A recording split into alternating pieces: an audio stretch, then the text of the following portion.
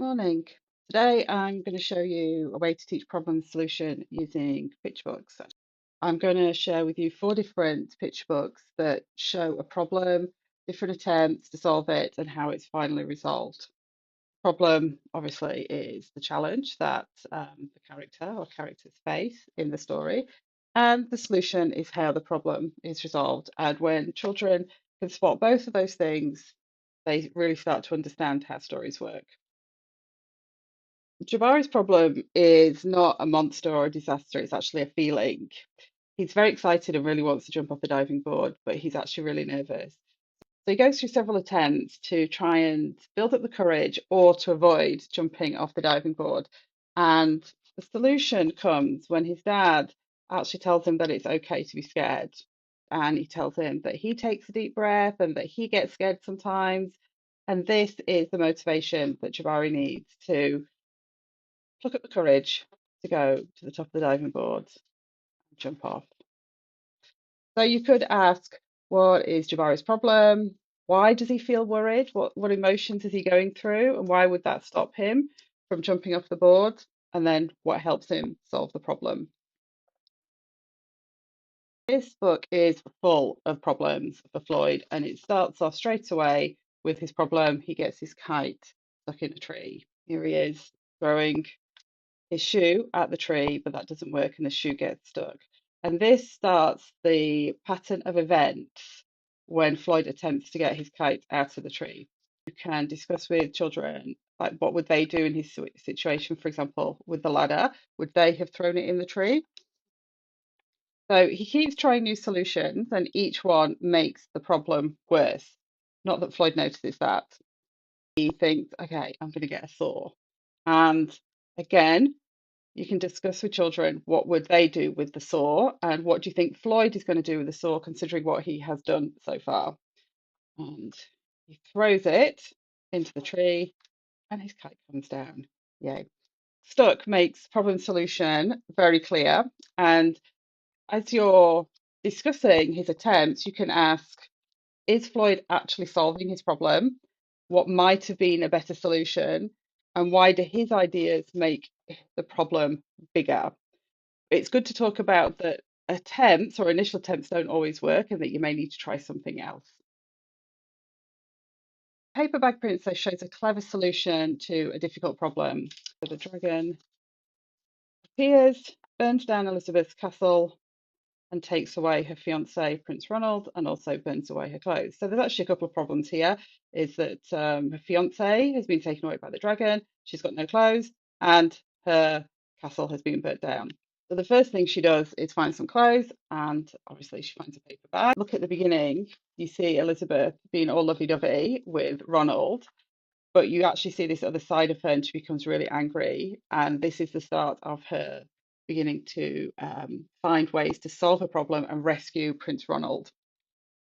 And she does have several attempts because obviously the dragon is a fierce competitor, but she uses his ego against him. And she gets him to do all sorts of tasks because he likes to show off his strengths and his fire until he's so tired that he can't even move and he falls asleep. And then Elizabeth can rescue Prince Ronald. Prince Ronald is not at all happy about being rescued by someone in a paper bag. Elizabeth then solves her own problem of Prince Ronald by skipping off into the sunset alone. You can talk about the main problem because obviously she has a few, as we talked about on this page. Talk about why Elizabeth's solution worked when using the dragon's ego against him, and also discuss about Elizabeth's intelligence and her determination and how that helps her solve the problem. Most children will know the problem that Humpty has is when he falls off the wall, his shell is cracked. This is a visible problem that Humpty has, but it's not the main problem in this book. It actually starts after he falls down. So this visible problem is fixed pretty much straight away by him going to the hospital and getting fixed. But then we find out about Humpty's internal problem where he's now scared of heights. He's even had to give up things that he enjoys doing, like bird watching, which he would do from the top of the wall. And then he has an idea how to not to solve his problem, but to enjoy doing something that he did before. So he decided to make a paper plane, and he could fly those.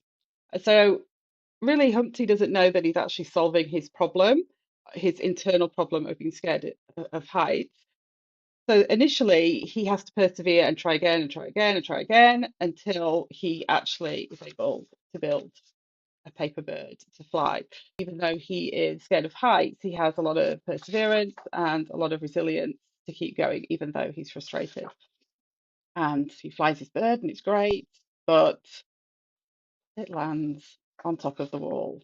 Here we start to see another change in Humpty, that he's still scared of heights, but he's like, nope, I am going to climb that wall.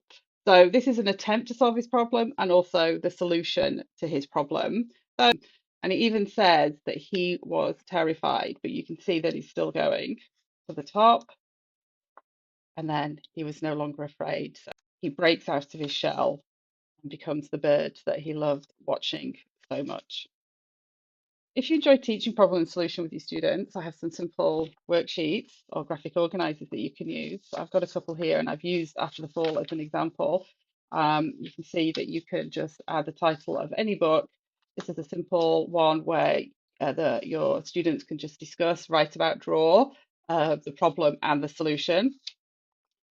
Here's another one where you can get your students to think about how they would solve his problem and then compare that to how the character solved their problem.